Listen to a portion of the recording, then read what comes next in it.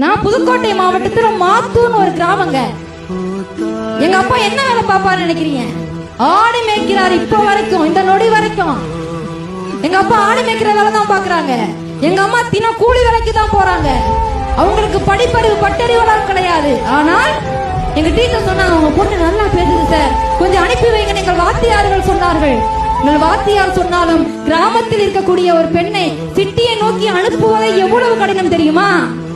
அப்படிப்பட்ட என்ன மாத்தூர்ங்கிற கிராமத்திலிருந்து புதுக்கோட்டை நகரத்துக்கு அனுப்பி இன்றைக்கு நான் ஒரு 7 ஆண்டுகளாக சென்னையில் ஊடகத்துறையில் வேலை பார்க்கிறேன் என்று சொன்னார்.